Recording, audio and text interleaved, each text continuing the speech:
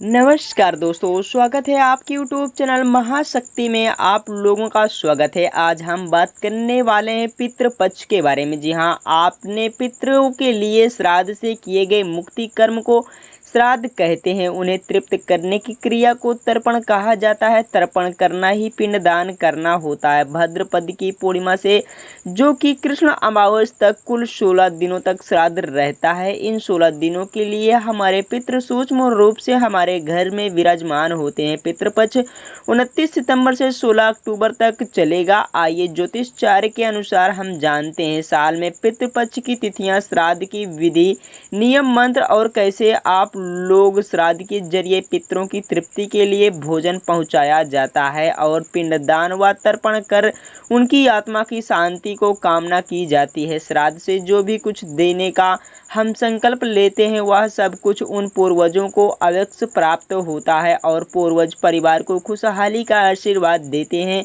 जिस तिथि में जिस पूर्वज का स्वर्गवास हुआ हो उसी तिथि को उनका श्राद्ध किया जाता है। जिनकी परलोक गमन की तिथि ज्ञान न हो उन सब का श्राद्ध अमावस को किया जाता है। ज्योतिषाचार्य के अनुसार पौराणिक ग्रंथों के अनुसार श्राद्ध करने की भी विधि होती है। यदि पूरे विधि विधान से श्राद्ध कर्म न किया जाए तो मान्यता है कि वह श्राद्ध कर्म विफल हो जाता है और पूर्वजों की आत्मा अतृप्त रहती है। समस्त शास्त्र के अनुसार मान्यता यही है कि किसी सुसंयोग विद्वान ब्राह्मण के जरिए ही श्राद्ध कर्म, पिंडदान, तर्पण और करवाना चाहिए। श्राद्ध कर्म पूरी तरह से श्राद्ध से ब्राह्मणों को तो दान दिया जाता है, साथ ही यदि किसी गरीब जरूरतमंद की सहायता भी आप कर सके तो बहुत पुण्य मिलता है। इसके साथ साथ गाय, कुत्ते, कौवे आदि पशु पक्षियों के लिए भी भोजन का एक अंश जरूर डालना चाहिए। इन्हें भोजन डालते समय अपने पितरों का स्मरण करना चाहिए। मन ही मन